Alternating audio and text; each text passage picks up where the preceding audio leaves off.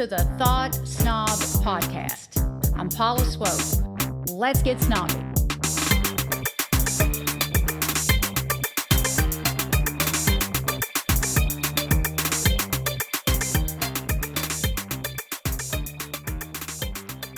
All right, so I'm Paula Swope, and this is Thought Snob Live, my show that comes on Wednesdays on TikTok at 2 p.m. Eastern Standard Time. And I always talk about non-traditional topics and out of the ordinary ways of being. Everything I talk about is out of the norm. And today, the topic is handling people we don't like. I just want to kick off by letting you know why this topic of how to handle people we don't like, how that's related to Thought Snob. This is my book. It debuted back in August. If you don't have a copy, I would love for you to check it out. It's available on Amazon. Thought Snob, the modern spiritual playbook for a better life. SNOB stands for See New Objective Beliefs. And SNOB is a method that I created to help people feel good. And in order to feel good, you got to choose better. If you want to feel better, you got to choose better. And See New Objective Beliefs is just a fancy way of saying, look at facts. And this is a simple yet highly effective technique to teach you how to approach life with mindful awareness and emotional intelligence. And I'm telling you, when you can get that down pat, there's nothing that you can't have. There's nothing you can't accomplish. When you can get control of your emotions, you can rule the world. I say that all the time. And when you're dealing with people, this is really, really important. Now, throughout this book, I have scattered personal stories about how, and I was very vulnerable about telling these stories, about what happened to me because I chose to associate with toxic people and people who didn't give a shit about me. I chose to be around those people because subconsciously I did not believe that I could do any better. Well, thank you. I love how you teach. Thank you so much. When I decided that I was better than all of that, and I started to choose better, and I started living a better life, a life that empowered me versus disempowered me. Those people that treated me like shit either fell off like flies or they really, really regretted treating me poorly. And I walked away and I never looked back. And I just want to clarify that because I'm not standing here in a place of judgment of who you associate with or why you do it. I'm here to inform you about the dangers of being around people that you dislike or that treat you poorly day in and day out. I'm here to inform you about how risky of a position that puts you in, because you will attract more of what you don't want when you settle for being around those people, okay? All right, so I want to read you just a quick excerpt. I love that it's hard to walk away from your dearest one sometimes. It is one of the hardest things in the world. It absolutely is, but sometimes it's absolutely necessary.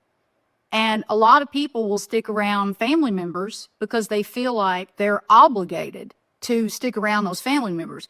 And then the family members that are toxic and treat you poorly feel like they are entitled to treat you that way because they're your family. It can get real sticky with family members, but the same rules apply to them as anybody else. And I have walked away from a lot of family members, and it was it was a decision I had to make. If I wanted a better life, I had to do it. I had to do it.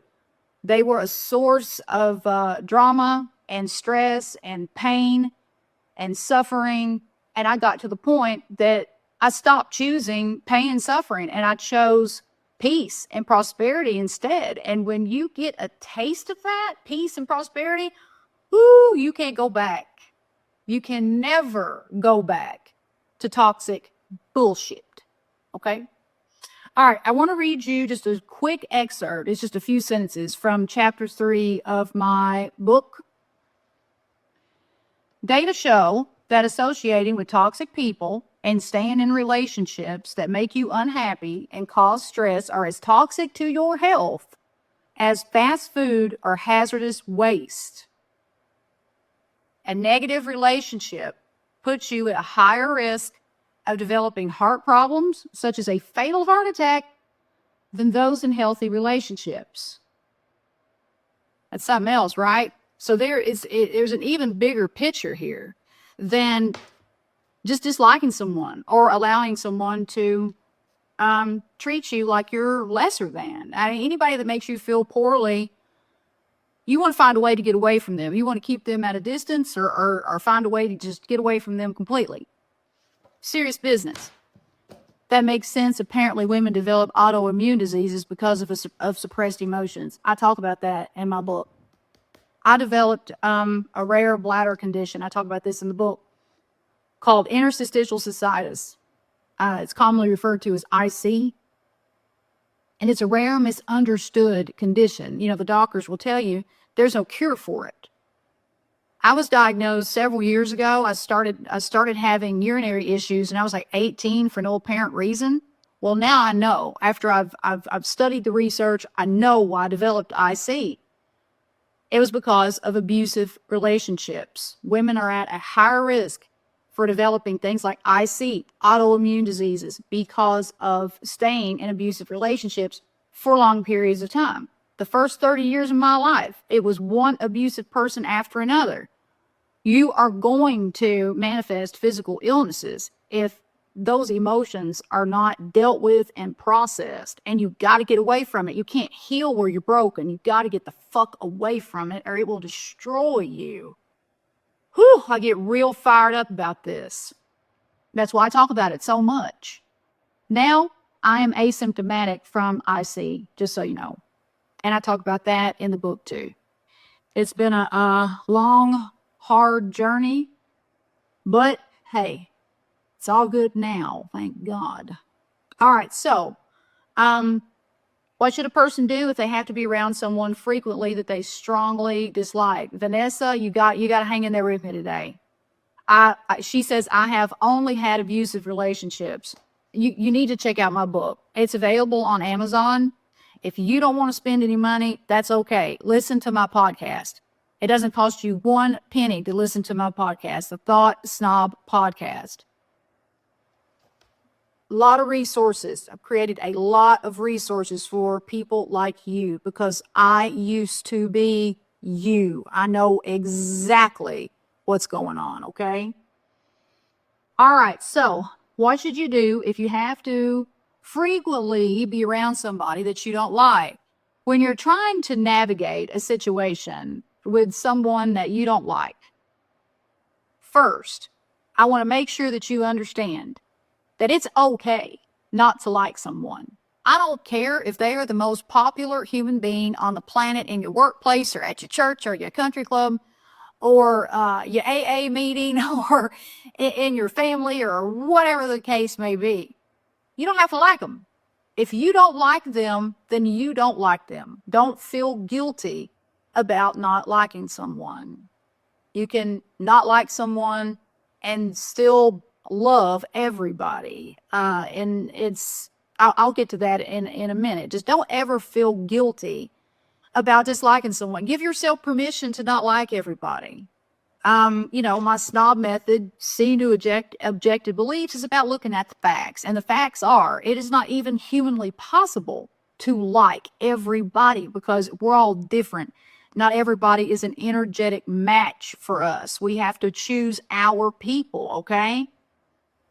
So the second thing, the third thing that I want to go over are intertwined. Approach these relationships or these situations with mindful awareness and emotional intelligence. I'm going to give you a whole new way, possibly. I don't know what you do or what you don't do, but most people don't view people they dislike from this standpoint. But I'm telling you, it is the most empowering way to approach these people. So Here we go. I want you to keep in mind that not everybody is all good and not everybody is all bad. Did you guys ever watch the show Dexter, the serial killer, about the serial killer? Okay. Dexter was a serial killer. And I'm just using his character to demonstrate where I'm coming from with this exercise of mindfulness. Yeah, he was a serial killer, but he also extended kindness to a lot of people. All right? Not all good, not all bad. A good person can make a really bad decision that leads to doing a bad thing, but it doesn't necessarily define them. Okay? You have to choose if someone is good for you or bad for you. We're all different. And different doesn't necessarily mean bad, okay? So just keep that in mind. And then I want you to ask yourself if you've ever been guilty of some of their behaviors. Another way to deal with people that you don't like is to do your own little version of shadow work. Like self-reflection will take you far, okay? Ask yourself if you've ever been guilty of certain behaviors that this person that you dislike and that you see in them. Are you guilty of that? Like, let's say you're around to someone that lies to you a lot. Now, that's not okay, and it should never be condoned. But have you ever been guilty of lying? Ask yourself those questions. Adriana, whatever is around you is the reflection of you. I think that is absolutely true in some situations. In some situations. Do you believe that every person is a version of you? I do not. I do not. I absolutely do not. The first 30 years of my life, everybody in my life was an absolute mirror. They were an absolute reflection of me, without a doubt. I am the person who created all of it. I chose to be around those people because they matched my energy at that time. And my energy was in a low vibe. It was at a low frequency. So that's who I was around at that point. But when I did the inner work and I cleaned up my energy field, the people around me, they changed. And they were higher quality people that had my best interest at heart. I think that everybody is not necessarily a reflection of you, though. I think that some people show up to teach us lessons. I really do. I think some people show up to be some of our greatest teachers. And I don't think every situation is black and white either. In this day and time, if I encounter a disrespectful person or something that is definitely not a reflection of who I am, so I'm thinking there must be another reason for what's going on. And what am I supposed to learn here? So I just don't think that it is always so black and white. There's always a gray area. Okay, so back to what I was saying about doing your own version of shadow work. Let's say you're around somebody. Maybe you got an annoying coworker that you got to share an office space with or something. And they're always making passive-aggressive comments to you. Instead of reacting and giving them what they want, then ask yourself, have I ever done that? Have I ever made passive-aggressive comments? So do a little self-exploration and go within, and you will be way less likely to react, let these people get under your skin. And the ultimate goal is to go about life with mindful awareness and emotional intelligence to the point that you get so damn good at it that nobody has the power to ruin your day or make your day. You're even, you're happy, you're calm, no matter what any person says or does. I understand there are situations where there's tragedy and you lose people that you love. I mean, yeah, those situations, you're going to be upset, and that's human and that's normal, and you should be. I'm talking about day-to-day stuff here. That if you don't get a handle on it and stop it in its tracks, it causes you to be under chronic stress. And chronic stress is not good for you, because if it isn't released, interrupted, it's going to turn into inflammation. Inflammation is at the root cause of nearly every disease known to man. You're going to hear me say that a lot. And if it's not released, the inflammation is not released and alleviated, then it will turn into physical sickness, which goes back to what I was saying earlier when I was reading that excerpt from my book from chapter 3. Fine. Respond with, what do you mean by that? Are you talking about when I said you'll be less likely to react? Is that what you mean? Because if it is, why don't you just think about any time that someone said something and you didn't like it and you got offended and lost control of your emotions, and then you did something that led to something else that caused you problems. That's what I mean by reacting. Because, hey, a lot of our day-to-day happiness and overall peace and joy, a lot of that depends on how we react to situations. Okay? Hard when you get good at not reacting, but slip up one day, feels like all the work goes to waste. Oh my God, no, that just means you're human. That just means you're human. Just because you slip up, hey, just be aware that you slipped up, and you'll be less likely to do it the next day or the next time. We're all gonna slip up. I slip up all the time. The next thing I want you to keep in mind when you're dealing with people that you don't like, if you can't completely cut these people out or just really keep them at a distance, I want you to keep this in mind. View everybody, all of us, we're all from the same source.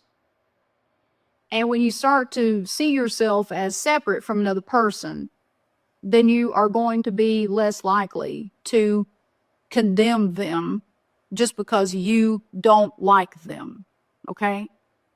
So when you think about all of us being from the same source, because we are, the sinners and the saints, we're all from the same source.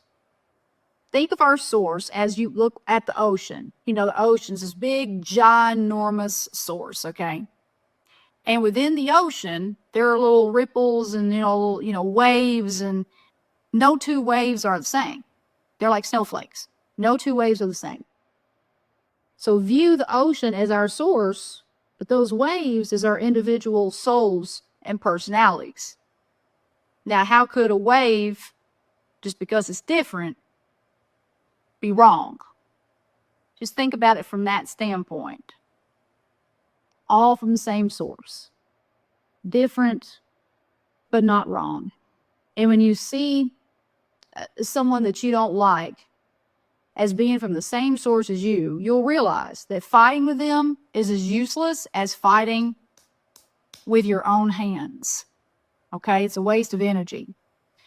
And you'll also be more likely to handle them with compassion and empathy than judgment and criticism. And this applies in those situations even when you don't realize that you don't realize why you dislike someone. Have you all ever disliked someone for no apparent reason? Sounds like what Abraham Hicks talks about. Love her so too. Oh yeah. Esther Hicks and Abraham. Oh my God, that's incredible, right? I want to prelude what I'm about to say here with this statement. If you dislike someone just based on a judgment or stereotype, you probably need to look in the mirror, okay? But if you encounter a person and you immediately get a bad vibe, or your energy just drops, or you don't feel right, or you can't be yourself, and it comes on suddenly when they walk in the room, or you lay eyes on them, or whatever the situation may be, view that as a fact. That's your intuition talking to you. See, God communicates with us in ways that we sometimes don't realize. It's not like it's audible. I mean, I've heard people say they got messages from the divine that were audible. Usually, it comes in different forms. The divine will, it's that intuitive sense that you get. It's that gut feeling. Do not ignore that. Do not second guess that. If you get a bad vibe about somebody, honor it. That can be a warning. So when I encounter somebody that I just don't like them, I'm not judging them as being bad or good. I'm making an observation that they are not good for me. Anytime I have went against my intuition dealing with people, I paid the price. And I'll tell you something else I've noticed about myself. Hey there, Martina. Martina knows this. She knows this. She speaks this language. I'll tell you something I've noticed, and I've just started to make sense of it and just realized what it was, but I will get like oddly quiet around people that I don't need to be around. Jessica Parker, amen. This new moon energy is amazing to step into that intuition. I would love to know more about that. I swear I would love to know more about that. Drop anything in the comments you want us to know about that. I'd love to know more. I've been just kind of dabbling with how to use like the new moon energies, and I'm a total rookie. I have no idea what I'm doing. I'm just kind of moving along as I go. Oh, but I want to show you all this. Speaking of that, because I bought this new crystal the other day, and I was told that I needed to charge it at the full moon. Isn't that beautiful? Look at that. I love this. I've been meditating with it. It's amethyst crystal. Isn't that beautiful? I love it. I'm just now kind of learning about crystals too. But I love this thing. All right, good energy here, and that's what we need. Okay, so but yeah, so that's why I wanted to talk about if you ever encounter somebody and you just don't like them, you get a bad vibe. There's something to that. Just don't ignore it, okay? This has impact. Gorgeous. Wow, the earth just makes those jewels. Oh, I know. It's crazy, right? Like everything we need is already here. It's like right there, the earth. How to handle a negative mother-in-law. Well, these techniques that I'm talking about are definitely applicable to a negative mother-in-law, okay? So the next thing I want to talk about is when you might be undecided about how you feel about someone and how you might bring clarity to a situation like that. I encourage you to use my STOB method, and I'm teaching straight from the book right now, see new objective beliefs and weigh the facts. If you're on the fence about someone, they probably aren't the right energetic match for you, or you would be on the fence. Okay? So keep that in mind. But in these situations, this right here is life-changing. If you're undecided about how you feel about somebody, here is something that you can do to bring some clarity to that situation, all right? This is really important. I want you to pay close attention to how you feel when you're around this person, when you're in their presence, and after you leave their presence. Do you feel good and energized? Or do you feel irritated and drained? Pay attention to that. Here's another thing I want to mention. Jealousy. Whoo! You can't associate closely with anybody that's jealous of you. And if you feel yourself being jealous of somebody else, and I used to be a very jealous person, it's a misdirected emotion. Jealousy is, in my opinion, the most misdirected emotion. If you're jealous of somebody, why are you jealous of them?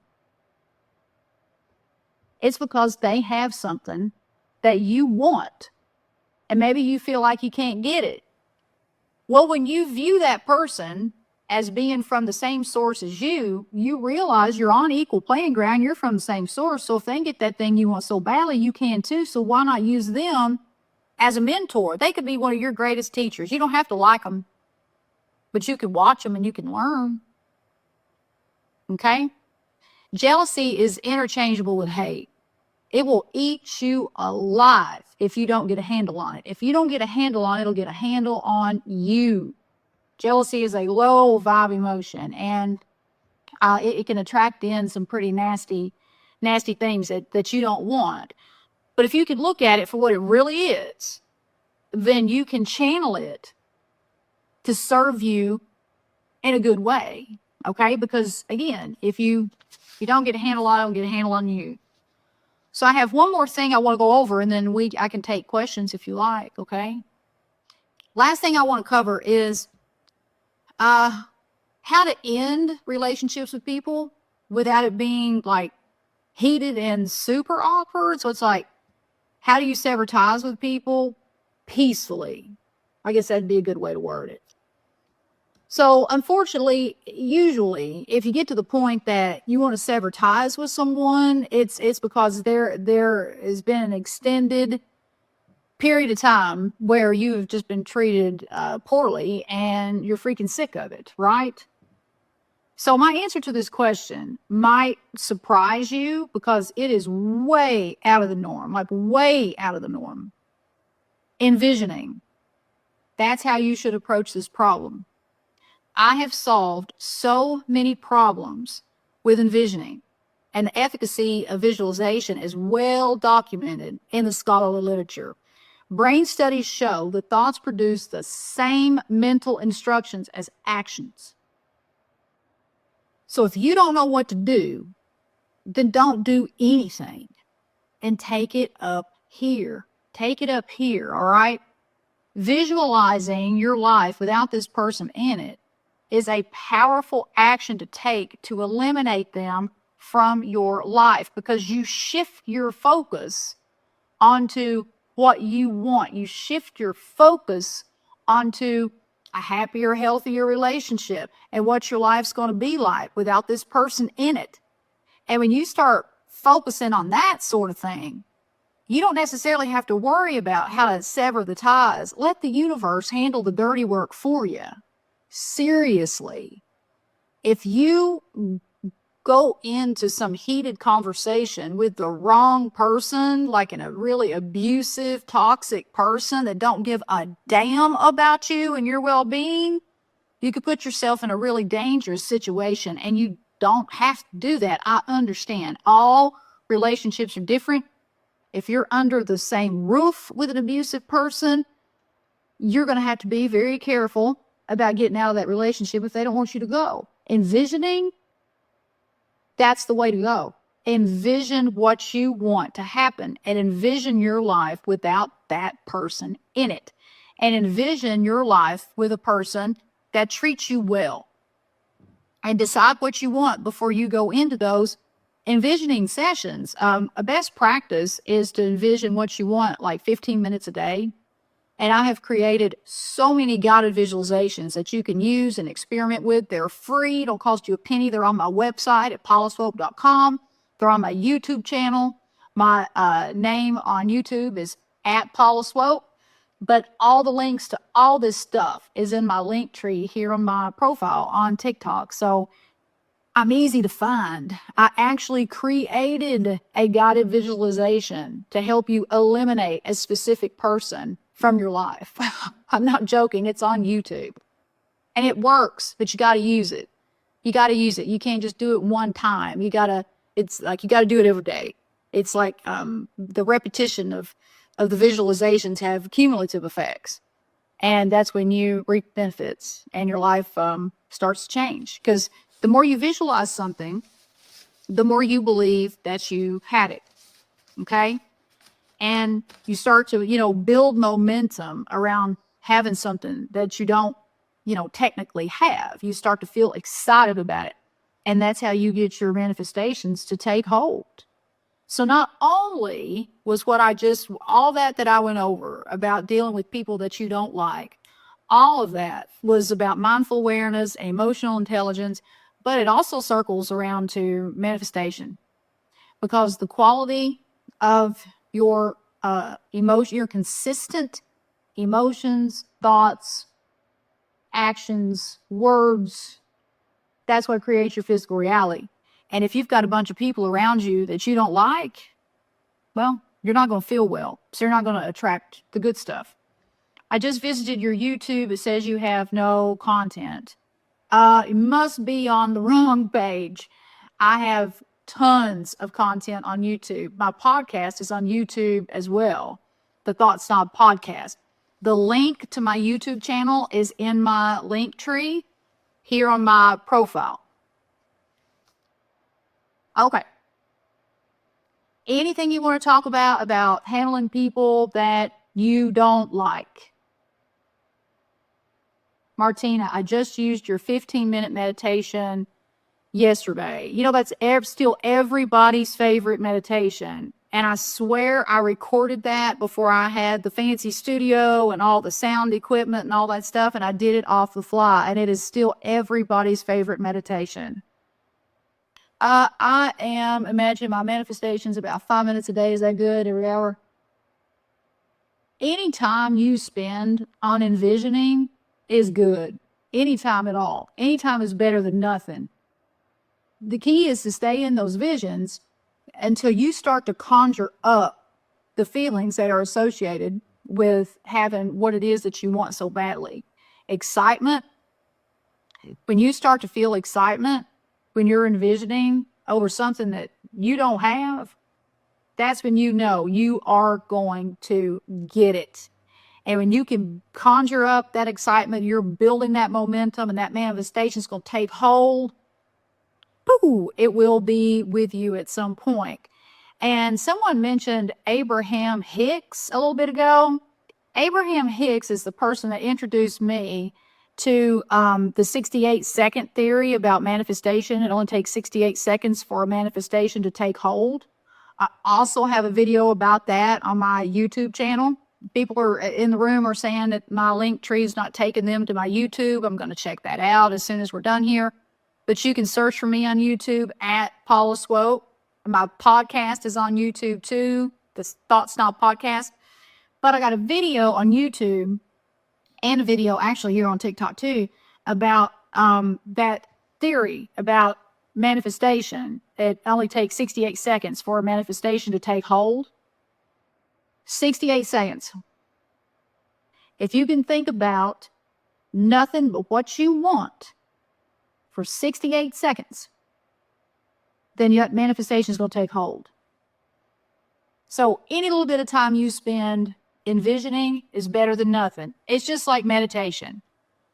Any time you spend on meditation is better than nothing. 2 minutes is better than nothing. Again, it's the repetition of those practices that produce cumulative effects. And the more you do it, better the benefits. And the quicker you'll reap the benefits too. What's the name of your book? Thought Snob, the modern spiritual playbook for a better life. It's unlike any other self-empowerment book because it's funny. It's funny. And it's not a bunch of woo-woo. Everything I say is backed by science. And take a look at the reviews on Amazon. They really speak for themselves. They really do. And I just love what I do, and it shines through in the book. And this is real. This is real stuff, you all. Like, I told some stories, and I had to be very vulnerable to tell those stories. I had to revisit a lot of painful situations from my past. And I did it all to let you know that you're not alone.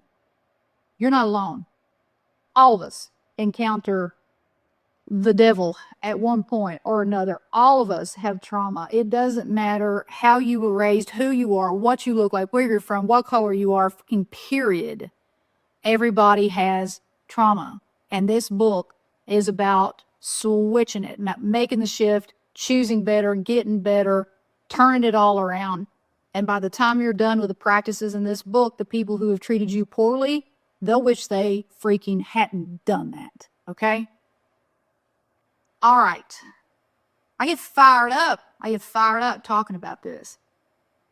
I will have this up on my YouTube. I don't know if it'll be today or tomorrow, but it will be up. And please visit my website, paulaswope.com. Tons of resources there for you. Tons of videos on here. Tons of videos on Instagram. Check out my podcast, the Thought Snob Podcast. I released an episode yesterday that's all about how to activate your vagus nerve. And it was from a TikTok live that I did 2 or 3 weeks ago. Sometimes I have a guest on my podcast. Usually I have a guest. And then sometimes I'll air these TikTok lives if they're really good on my podcast. And but these always go on my YouTube, and the ones I've done in the past are there on my YouTube channel as well. Okay.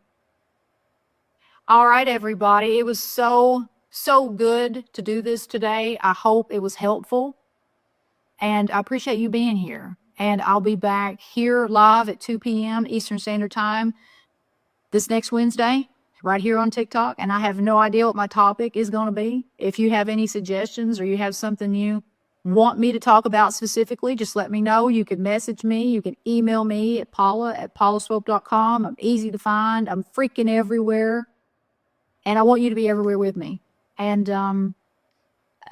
thank you. Hey, I'm happy to share. It's my favorite thing in the world to do. So you are very welcome. All right.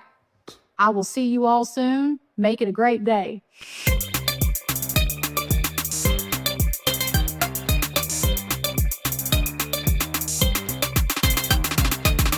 The Thought Snob Podcast with Paula Swope has been brought to you by Thought Snob Media in association with Special Purpose Studios. All production, mixing, and sound engineering by me, Will Swope. We hope you've enjoyed this podcast. Please take a few seconds to give us 5 stars and leave a review.